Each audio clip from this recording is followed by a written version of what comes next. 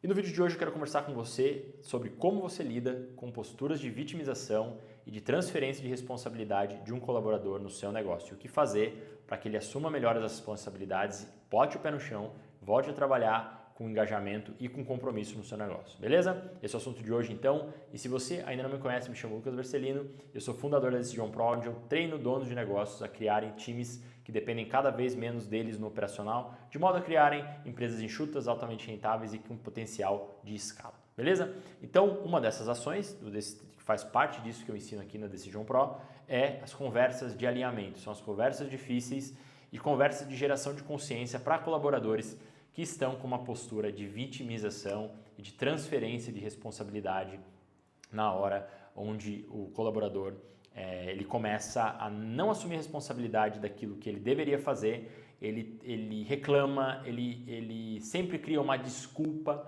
E o que você pode fazer para para sem perceber, não encorajar, através dos pontos cegos que a gente tem nas relações de trabalho, não encorajar esse traço e ao mesmo tempo ir trabalhando, desenvolver a pessoa que muitas vezes quer aprender, quer se desenvolver, mas não tem estrutura interna para dar o resultado que ela prometeu. Então a gente vai trabalhar essa visão. A primeira coisa fundamental, são três coisas que a gente precisa trabalhar, são três coisas aqui que a gente precisa compreender para que a gente resolva esse tipo de problema. Novamente, quando se trata de relações humanas e relações de trabalho, as coisas não são tão lineares como elas parecem. Então não basta assim, tipo, tentar ter uma conversa só, você mandar real, dar bronca. Tem horas com o colaborador, dependendo da intimidade, do nível de relacionamento, a bronca funciona. Tem pessoas que tomam assim alguns feedbacks mais duros ali, retornos ali do chefe e funcionam, são responsáveis. Mas tem pessoas que vão espanar. Então, a primeira coisa que a gente precisa trabalhar aqui, que eu quero que você compreenda como dono do negócio, é uma coisa mais, eu quero trabalhar primeiro o que está no controle do dono. Né? A primeira coisa que o dono precisa tomar consciência é que ele precisa mentorar os colaboradores dele. Ele precisa ser o cara ali que vai transferir conhecimento, que vai transferir postura, que vai desenvolver os colaboradores. Não dá para cogitar fazendo um negócio crescer sem que o dono se disponha a ter uma postura de treinamento, de desenvolvimento de pessoas, se doar ali para suprir as deficiências, as faltas, né, na verdade, que muita gente tem na parte comportamental, na parte de postura, na parte técnica. Então é muito raro assim ter pessoas que são completas em tudo, sobretudo na posição de colaboradores, que são bons na parte comportamental, que são bons na parte técnica, que são bons na parte de postura. Normalmente, o dono do negócio, ele precisou, né, isso que eu vejo cada vez mais, ele precisou se virar, né? E ele vai lá e normalmente os donos de negócio são pessoas muito determinadas, que têm uma característica assim fora da curva na hora de fazer as coisas acontecerem. Isso não significa que são perfeitos, que não tem problemas comportamentais, mas eles vão lá e são comprometidos. Esse é um ponto, né? Essa característica do dono. Então, só que assim, quando uma pessoa não é dono, eu já falei sobre esse efeito, que é o efeito legado, efeito posse, a pessoa tem uma relação diferente com as metas. O colaborador ele não é dono da empresa. Por isso que se você perceber, bastante essa coisa da participação nos lucros, as futuras sociedades, onde é uma forma de o dono ele envolver mais no nível envolver mais os colaboradores. Só que de nada adianta tentar envolver mais se não existe uma contrapartida, tá, do colaborador. Então, nesse sentido, tudo isso aqui são coisas que são a realidade das relações de trabalho. Então assim, mas voltando aqui para a questão do ser o mentor. Primeira coisa, o dono precisa ter noção que ele precisa transferir conhecimento, ele precisa transferir postura, ele precisa ser o exemplo, ele precisa trabalhar para ser o exemplo. Então de nada vai adiantar só querer cobrar, tá? Então a primeira coisa, o dono precisa fazer uma reflexão crítica sobre si mesmo, se ele está dando as devidas condições para o colaborador trabalhar. Se ele está fazendo isso e a resposta é sim, nós vamos para a segunda, ok? A segundo ponto aqui, que é vital, é o dono ter uma clareza, desenvolver um senso de clareza de prioridades cristalinas para avaliar se ele realmente está transmitindo com clareza o que ele precisa que seja resolvido. Novamente, estou falando coisas que estão no controle do dono, ok? Se o dono faz bem feito esse serviço aqui, ele consegue ter uma gestão muito mais fluida, tá? Não adianta, ele não vai precisar ficar confuso se é a gestão dele ou se é a postura do colaborador que não estão levando ao resultado desejado, ok? Então eu quero trabalhar onde o dono aqui que está me assistindo realmente vai ter controle. A outra parte que eu vou mencionar depois, ele não tem controle nenhum, ok? Então a terceira coisa ele está transmitindo com clareza, o dono refletiu sobre qual é a prioridade sobre a qual aquele colaborador vai executar. Ele conseguiu transmitir o que ele precisa com clareza.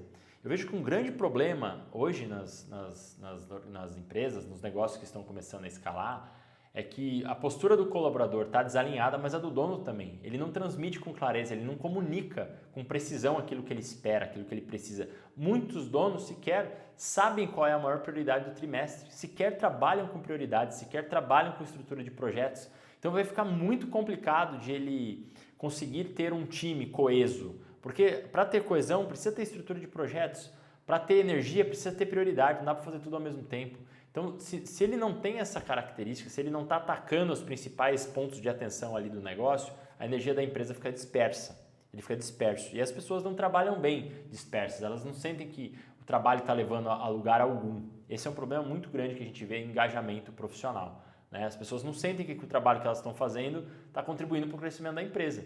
E muitas vezes não está mesmo, por uma falta de noção de alocação de recursos do dono. Ele contratou sem fazer um devido planejamento. Por isso que eu ensino, antes de fazer a contratação, o dono precisa ter uma ficha preenchida, um planejamento dessa contratação, uma preparação dessa contratação para ele saber que realmente qual é o problema e qual a prioridade a partir desse problema que vai ser transformado num projeto mensurável para aí sim transmitir isso para uma pessoa. Porque muitas vezes, um outro ponto, que isso já foi assunto de outros vídeos também, é as novas ideias.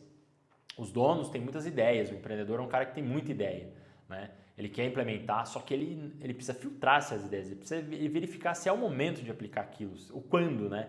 O quando que ele deve fazer. E muitas vezes ele não faz isso e ele coloca nas costas do colaborador muitas frentes ao mesmo tempo para serem atacadas, o colaborador não consegue avançar, não consegue ter senso de concretude, não consegue ver progresso e aí o colaborador trava e começa a reclamar, vai naturalmente sinalizar que algo está errado ali. Então, o dono precisa ter essa característica de ter especificidade, de ter precisão e de ter bom senso e pé no chão na hora de transmitir essas atividades, ok? E essa foi a segunda coisa. A terceira coisa é um senso de ter um radar mais apurado para comportamentos, né? Para pontos cegos de comportamento e parte do próprio dono ter uma noção dos próprios pontos cegos. Tem dono, vou dizer para você, tem dono que é vitimista também, reclama do colaborador, mas ele é vitimista.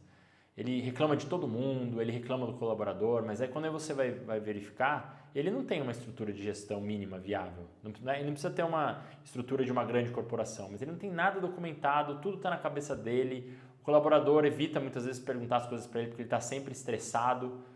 E aí as coisas não saem como ele espera, ele reclama do colaborador. Ele não tem uma avaliação objetiva do problema, de falar, cara, olha, vamos lá, vamos trabalhar junto para a gente resolver isso aqui, isso não é culpa minha, não é sua, vamos resolver, vamos focar na solução. E aí entra essa terceira coisa, que é a postura própria do dono. Se ele for um cara que tem uma tendência a se vitimizar, ele vai gerar isso nos colaboradores. Então o dono precisa ficar muito atento se ele não está transferindo a responsabilidade para o colaborador.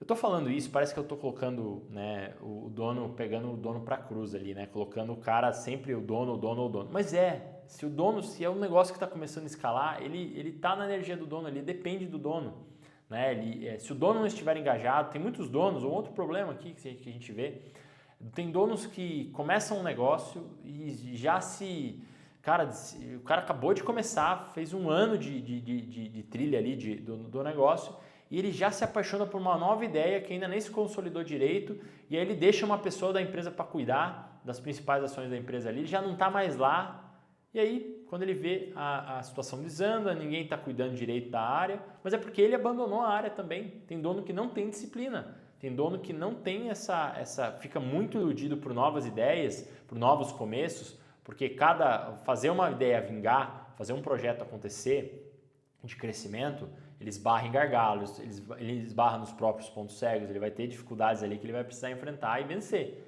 E se ele não cuida disso, ele acaba se deixando levar por essa maré ali de más decisões que envolvem não ter responsabilidade e abandonar a empresa, ok? Ele precisa tomar muito cuidado com esse tipo de postura. Esses 3 pontos, que são essas 3 coisas ali, vamos dizer assim, de posturas do dono, elas são coisas que o dono precisa, assim, constantemente se policiar, porque senão ele vai ser o exemplo, ele vai ser o anti-exemplo, né? Ele vai ser o exemplo ruim para os colaboradores. E se ele não é o exemplo, dificilmente o time vai seguir. Fica uma coisa meio hipócrita ali, uma coisa meio desalinhada. Meio não, fica uma coisa desalinhada. Eu falo uma coisa, mas eu não faço. Se o dono fala uma coisa e ele não faz, dificilmente ele vai ter pessoas que vão fazer. E aí entram agora, né, alguns pontos que o dono pode também estar no controle dele, que ele pode fazer e que ele vai poder ajustar, né? Eu recomendo, aí falando, não vou entrar em detalhes aqui, mas quando existia a entrevista de aprofundamento, a entrevista de aprovação de um candidato, fazer um checklist com o candidato no seguinte ponto. Primeiro, perguntar a ele, vamos lá na contratação, entende? A contratação é uma parte muito vital de uma formação de times. Não adianta trazer pessoas que não têm alinhamento, que não têm responsabilidade nata ali, pessoas que estão vagando no mercado, mas que não são pessoas comprometidas. Elas estão disponíveis, mas nem sempre elas estão disponíveis também. Elas estão disponíveis porque elas não param em nenhum lugar. Elas não conseguem se manter firmes, né? Então você precisa ter as pessoas que estão mais engajadas, né? Normalmente essas pessoas já estão contratadas, então por isso que é um desafio de também formar pessoas, né? A gente precisa ter essa conversa. Então a conversa tem esse teor. Claro que a gente precisa ajustar para cada caso, mas em linhas gerais a conversa de aprofundamento e aprovação, ela envolve apresentar os valores da empresa de uma forma mais indireta, na qual primeiro o dono chama o colaborador, o possível colaborador, o candidato, e pergunta, cara, como é que você lida com situações difíceis? Conta para mim. E faz uma pergunta aberta. E deixa o candidato falar. Deixa ele falar, anota, investiga, pergunta, me conte um pouco mais, dê mais detalhes, blá, blá, blá.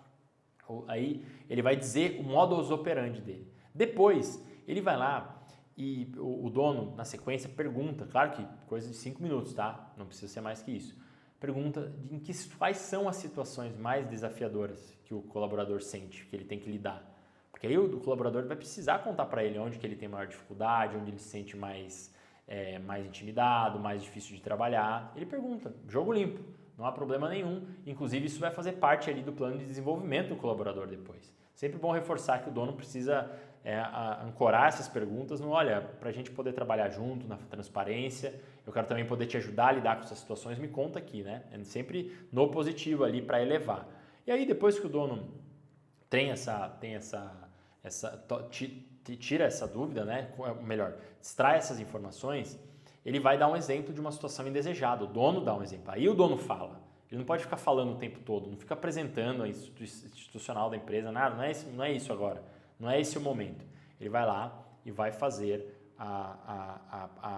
o estudo de caso clássico ali, de comportamentos não desejados, de coisas inadmissíveis na cultura. Olha, a gente teve um colaborador que teve essa postura, evite falar, né? Se você tiver, meio parece estar ameaçando a pessoa, dá um exemplo de um terceiro. Teve uma pessoa que teve essa postura aqui e que foi muito ruim, a gente não admite isso, blá, blá, blá, blá, blá, contando isso para você, sabendo desse caso, aí vem a pergunta, continua sendo interessante você estar aqui? Então, o que o candidato vai ter? Ele vai ter a opção de reconhecer aquela situação, de falar, cara, putz, eu não dou conta de lidar com isso aqui. E aí ele tem que ter a hombridade, tem que ter a sinceridade de dizer sim ou não. Mas ele pode falsear, claro que ele pode, mas a chance de ele gerar esse compromisso é maior agora porque estão as claras, os principais pontos. Então o dono vai lá, pergunta, continua sendo interessante? O colaborador fala, o candidato, continua. Então, beleza, vamos lá.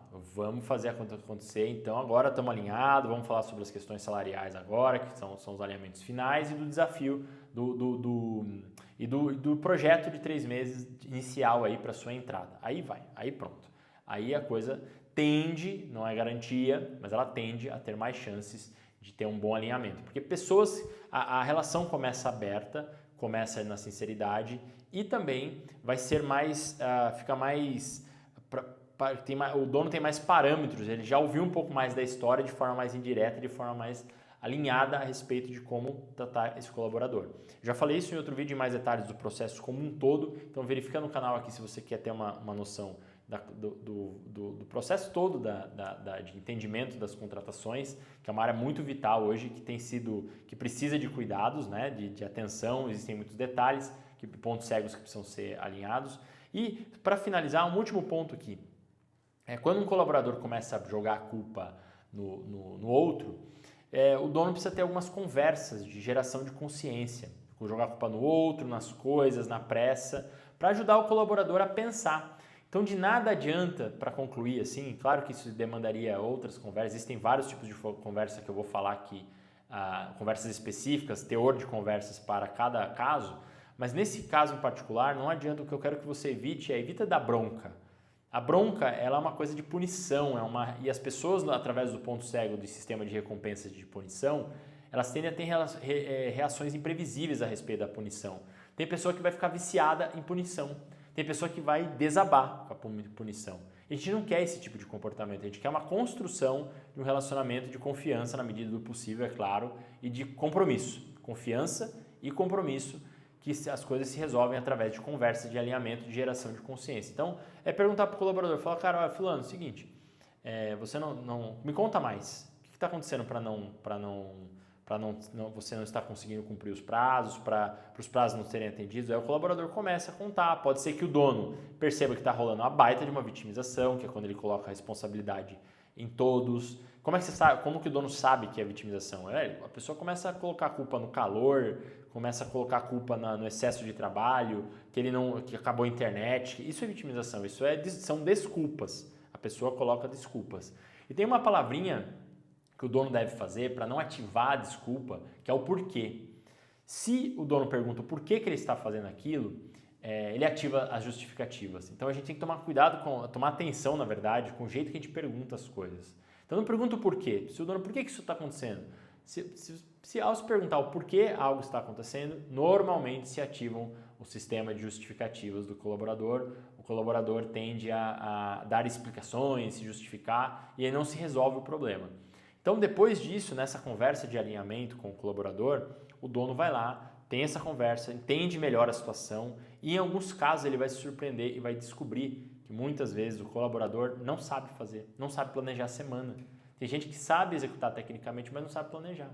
E aí, com essa descoberta, o dono pode ir lá e trabalhar ativamente junto, ou o líder da área pode trabalhar ativamente junto com o colaborador para construir um plano de ação. E um plano de ação, inclusive, pode ser o plano de ação de planejamento, né? Talvez o colaborador não tenha esse soft skill de planejar, de fazer as coisas, de ter essa característica de ter uma visão mais de visão diária, de planejamento da semana, mas ele vai precisar desenvolver. Que bom que o dono descobriu através de uma conversa, beleza? Então, não adianta dar broncas, não adianta também sair contratando sem um devido critério. Existem muitas outras conversas que eu vou trabalhar aqui no canal, com cada um aqui, para que possa, conversas efetivas, teores de conversa que ajudam a resolver os problemas da operação, beleza? Essa foi uma delas, espero que você tenha gostado. Se você gostou desse conteúdo, considere dar o seu like aqui, e se você quer ter conversas estruturadas, quer ter um time que depende cada vez menos de você no operacional, que está trabalhando para aumentar faturamento, aumentar a margem e conseguir construir uma empresa enxuta e altamente rentável, considere também conhecer os programas aqui da Decision Pro, onde eu ensino donos de negócio a realizarem exatamente esse tipo de trabalho que você conheceu aqui nesse vídeo, beleza? Um forte abraço e até nosso próximo conteúdo.